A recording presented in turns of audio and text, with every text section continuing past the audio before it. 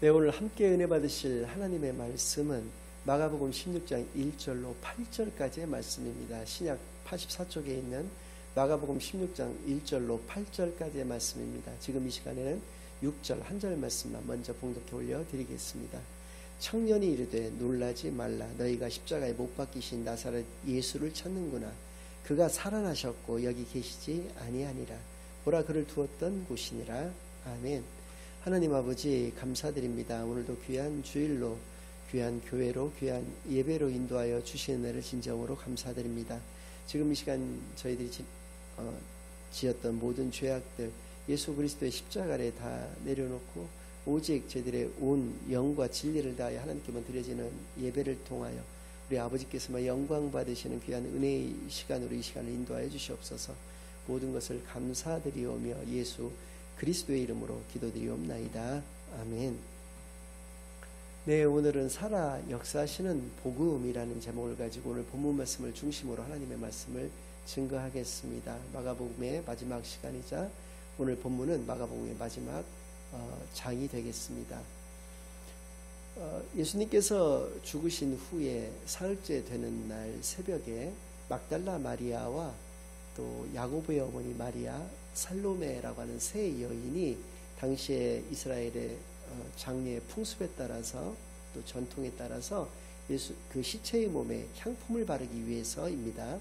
그러니까 예수님이 말씀하여 주셨던 대로 사흘 만에 부활하신 것을 처음으로 목격하기 위해서가 아니라 그것이 기억나고 그것을 목격하고자 하는 그런 믿음으로 그들이 나아갔던 것이 아니라 그들의 장례 전통에 따라서 시신에 그 향품을 바르기 위해서 그 세 여인이 예수님이 그 안치되어 있던 곳으로 향했습니다. 무덤가로 향했는데요.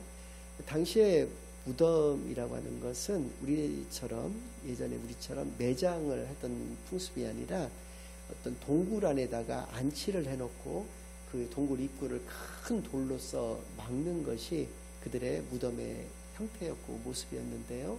그 세 여인은 그래서 걱정을 하면서 갔습니다. 우리 세 여자의 힘으로 그 돌을 과연 옮겨 놓을 수 있을까라고 하는 것을 걱정하면서 갔었는데요. 이미 돌은 옮겨져 있었다는 것입니다. 열려 있었다는 것이죠. 그 안을 들어가 보니까 거기에는 예수님이 계시지 않고 한 천사가 있었다는 것입니다. 그리고 그 천사가 하는 말이 놀라지 말라. 너희들이 십자가에 못 박히신 나사렛 예수는 이미 살아나셨고 여기 계시지 아니한다. 그가 계셨던 곳이다 라고 하는 것을 알려주는 것을 보니까 수위만이 거기에 남아있고 예수님은 이미 부활하셔서 거기에 계시지 아니하였다라고 하는 것이, 그래서 그 여인들은 그 사실을 알고 놀라지 말라고 했지만 너무나 놀랍고 두려워서 바로 도망치고 또 아무에게도 아무런 설명도 이야기도 할 수가 없었다라고 하는 것이 8절까지의 내용이 되겠는데요. 그렇습니다. 오늘 이 읽어드린 본문을 통해서 알 수 있는 것은 복음에는 두 내용이 있구나. 하나는 예수님께서 죽으셨다는 것과 바로 부활하셨다는 것이다 라는 것을 알 수 있게 합니다. 보다 더 자세한 것을 알 수 있게 하시는 것은 고린도전서 15장 1절로 4절까지의 말씀인데요. 먼저 1, 2절 두 절 말씀만 먼저 봉독해 올려드리겠습니다. 형제들아, 내가 너희에게 전한 복음을 너희에게 알게 하노니 이는 너희가 받은 것이요 또 그 가운데 선 것이라.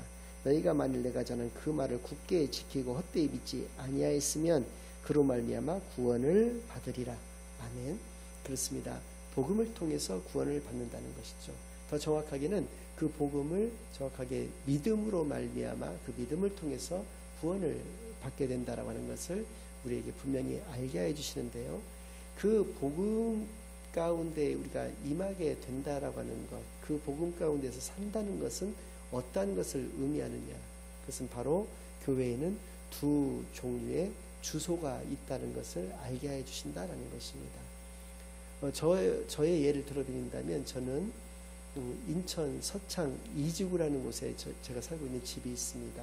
그리고 인천 서창 1지구에 이 오프라인상의 복음의 순례자 교회가 위치하고 있습니다. 이렇게 지상에서의 주소가 분명히 있습니다. 그렇죠?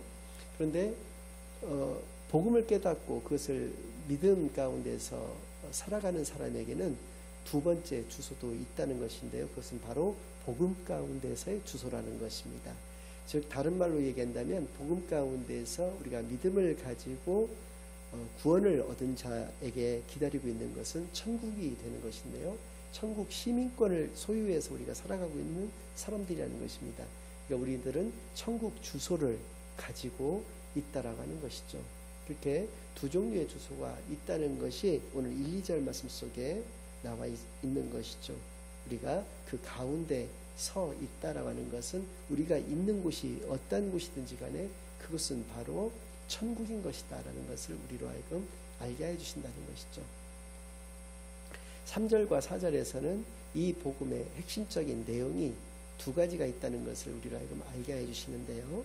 내가 받은 것을 먼저 너희에게 전하였노니 이는 성경대로 그리스도께서 우리 죄를 위하여 죽으시고 장사 진행받으셨다가 성경대로 사흘 만에 다시 살아나사.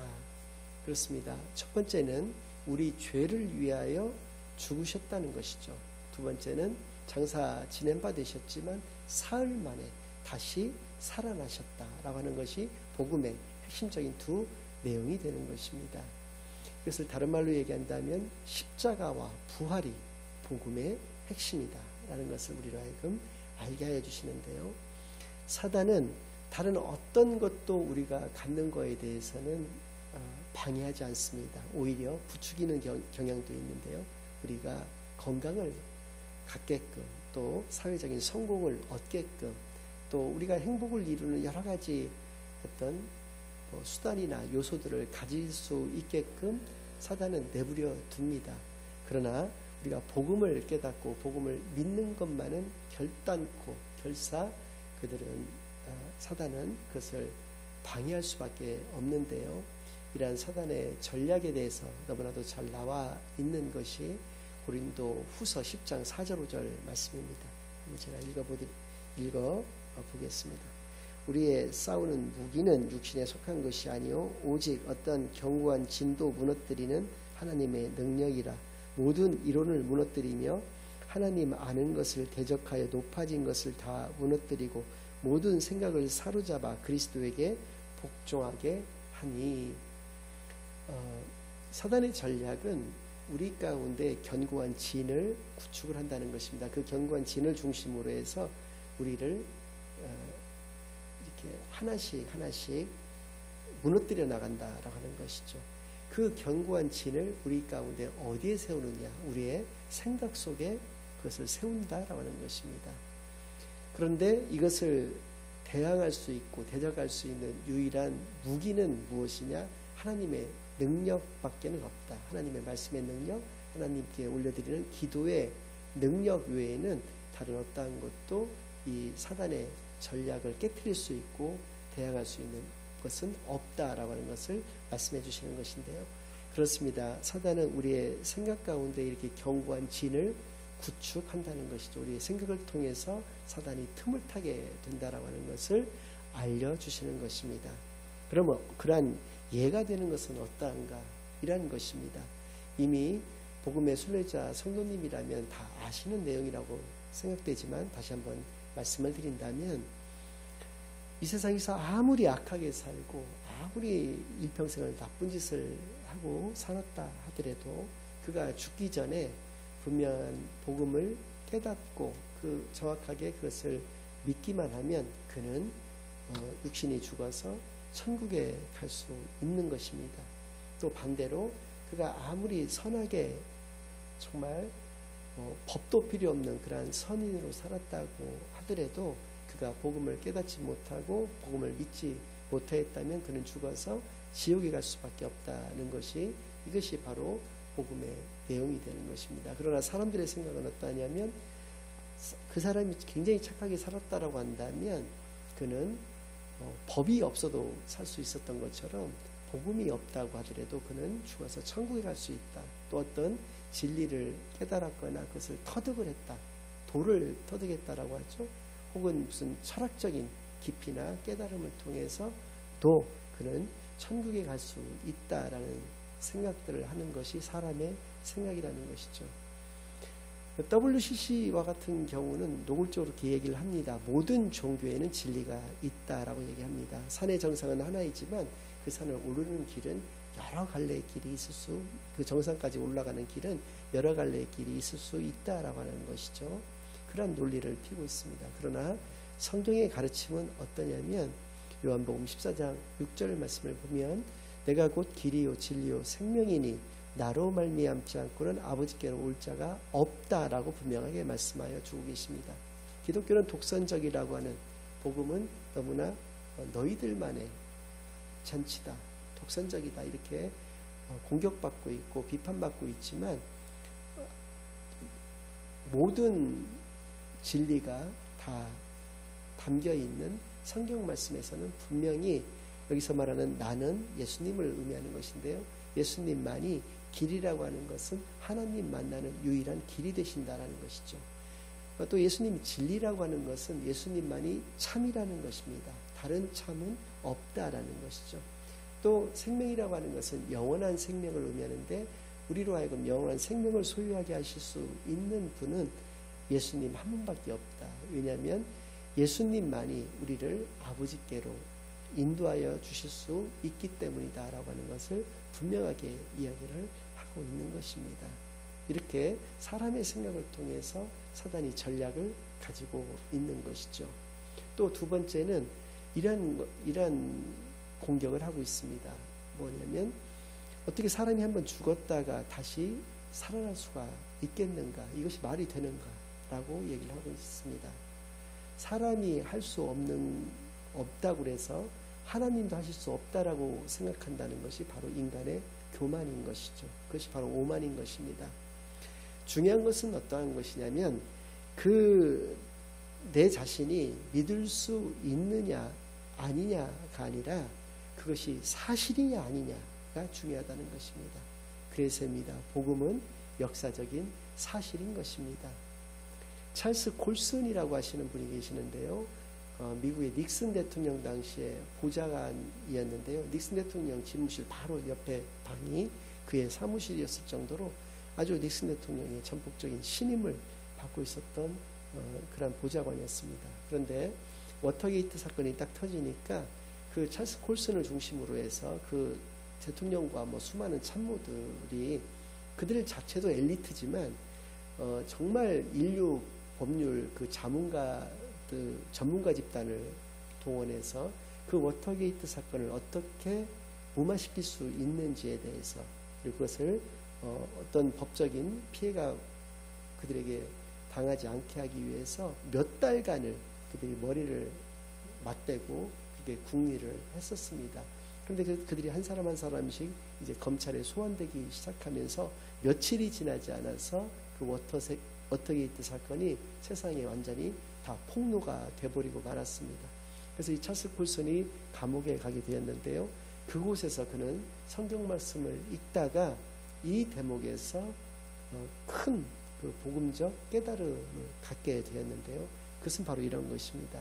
이 예수님의 죽으심과 부활 사건에 증인되었던 사람들이 바로 누구였냐면 그 핵심들이 예수님의 12제자 중에서 최소 6분 정도는 어부들입니다.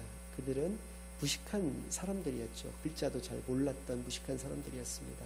그리고 또 대부분 예수님을 따랐던 사람들의 대부분이 여자들이었습니다. 오늘도 본문 가운데에서 세 분의 여자들이 등장을 하고 계시는데요. 이 여인들 역시도 무식하고 못 배운 사람들이었다는 것입니다. 그들의 진술에 의해서 그들의 증언에 의해서 이어져 내려왔던 이 기독교와 이 복음이 2000년 이상이나 그 오류나 그것이 거짓이라고 하는 것이 발견되지 않고 오직 진실인 것이 2000년 이상이 지속되었다는 것을 보고 찰스 콜슨은 이 복음에 대해서 깨닫게 되었다는 것입니다.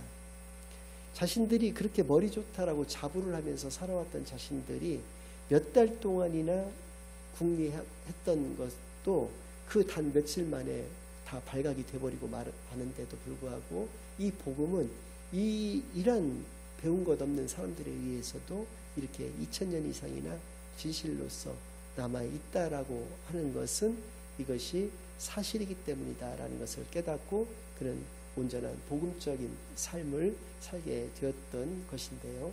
그렇습니다.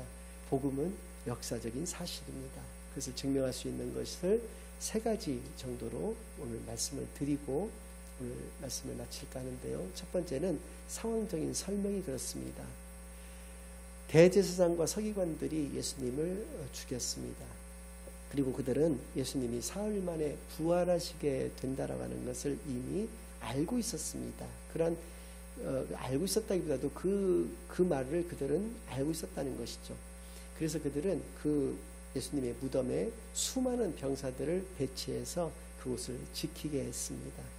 그런데 실제로 예수님께서 부활하셔서 그 무덤에 계시지 않게 되자 그들은 이렇게 얘기를 합니다. 그 병사들이 너무나 그 감시에 철저한 나머지 너무나 피곤해서 그들이 잠시 졸았다. 근데 그 여인들이 어떻게 그 돌을 옮겼을까? 또 그 여인들이 돌을 옮겼다 하더라도 그 돌을 옮길 때 나는 그 소음을 듣고도 그들이 깨지를 않았을까? 그들이 깊은 잠을 들었기 때문에 그 소리를 듣지 못했다는 것이고 또 다른 제자들이 와서 그 돌을 함께 옮겼기 때문에 옮길 수 있었다. 그렇다면 예수님을 왜 수의를 거기다 벗겨놓고 알몸으로 예수님을 옮겼겠는가? 그 수의체 예수님을 옮겼어야지 맞는 것이 아닌가? 그들이 수의를 거기다 벗겨놓고 갈 정도까지 여유가 있었는가? 라는 질문에는 그들은 또 답을 하지를 못하는 것이죠. 상황적으로 그들이 말하는 사람들이 말하는 것은 설명이 되지 않는다는 것이죠. 그들이 말하는 것이 거짓말이라는 것입니다. 예수님께서는 부활하셨기 때문에 그곳에 계시지 않게 되었다라고 하는 것이죠. 이러한 상황적인 설명이 역사적인 사실을 뒷받침한다는 것이죠. 두 번째는 제자들의 변화입니다. 제자들은 예수님이 죽기 전에도 베드로와 같은 수제자도 예수님을 3번 부인했습니다.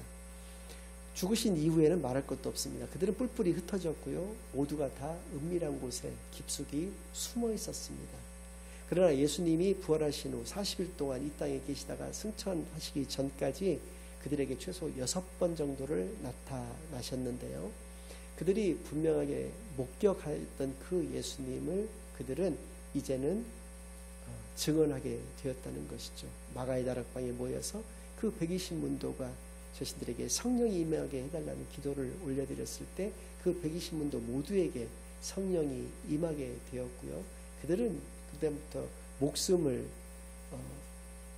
아끼지 않고 나가서 복음을 증거했던 것입니다. 그들은 산채로 가죽이 벗겨져서 죽기도 하였고요. 예수님처럼 십자가에 못 박혀서 죽기도 하였고요. 콜로세움이라고 하는 로마의 원형 경기장 안에서 사흘 이상 굶은 사자들의 먹이가 되었다든지 탈곡기 같은 것으로 목이 잘려서 죽는다든지 하는 그러한 죽음 가운데에서도 단 한 사람도 변심하거나 하는 사람이 없었다라고 하는 것이고요. 오히려 자신의 자식들에게, 자신의 가족들에게도 이 복음을 증거했다는 것입니다. 그 자손들, 그 가족들이 뻔히 자신들과 같은 최후를 맞이하게 될 것을 알았음에도 그들이 그렇게 복음을 증거할 수밖에 없었던 것은 바로 그들이 보았기 때문이라고 하는 것이죠.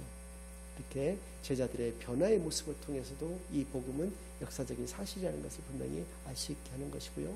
마지막으로 세 번째는 기독교의 출현입니다. 기독교는 세 가지를 핵심으로 하고 있는데 첫 번째는 신약 성경이 나타나게 되었다는 것입니다. 신약 성경이 말씀하고 계시는 것은 예수님이 그리스도시라는 것이죠. 예수님이 십자가에 우리의 죄 때문에 죽으셨고 사흘 만에 부활하셨다라고 하는 것을 말씀하고 계시는 성경이 신약 성경입니다. 그래서 기독교에서는 구약 성경과 신약 성경 모두를 성경이라고 말을 하고 있는 것이죠. 두 번째는 바로 성찬식입니다. 우리는 성찬식을 통해서 포도주를 마시면서 이것이 예수님의 피라고 하는 것을, 또 떡을 떼어 먹으면서 이것이 바로 예수님의 몸이라고 하는 것을 기념하고 있습니다. 예수님의 죽음과 그 부활이 사실이 아니라고 한다면 우리가 성찬식을 통해서 예수님을 기념할 이유는 없다라고 하는 것이죠. 오늘 준비한 마지막 세 번째는 바로 우리가 주일 성수를 한다는 것입니다. 모세를 통해서 하나님께서는 분명히 십계명이라고 하는 직접 돌판에 새겨주신 하나님의 계명을 우리에게 주셨습니다. 그 중에 4계명은 안식일을 거룩히 지키라는 것입니다. 안식일은 오늘날의 요일로 말한다면 토요일입니다. 그러나 우리는 토요일 다음 날인 주일을 성수하고 있습니다. 주일을 성수하는 하나님의 말씀을 우리가 어기면서까지 주일을 성수하는 이유는 무엇입니까? 바로 주일에, 금요일에 예수님께서 죽으시고 안식일을 거쳐서 안식 후 첫날인 주일에 예수님께서 부활하셨기 때문에 그렇습니다. 예수님의 죽으심과 부활을 기념하는 그것이 바로 기독교고 복음이다라고 하는 것을 우리로 하여금 알게 해주시는 것이죠. 복음적인 삶만을 살아가시는 저와 여러분이 되시기만을 예수 그리스도의 이름으로 간절히 축원합니다. 아멘. 이제는 우리 주 예수 그리스도의 은혜와 아버지 하나님의 극진하신 사랑과 성령 하나님의 내주 인도 역사 교통하심이 오직 복음적인 삶을 통해서 온전한 크리스찬으로서의 굳건한 그런 믿음을 가지고 살아가기로 다짐하고 결심하고 돌아가는 모든 사랑하는 주의 자녀들의 머리 위에와 그들의 가정 위에 이제로부터 영원까지 항상 함께 있을지어다. 아멘.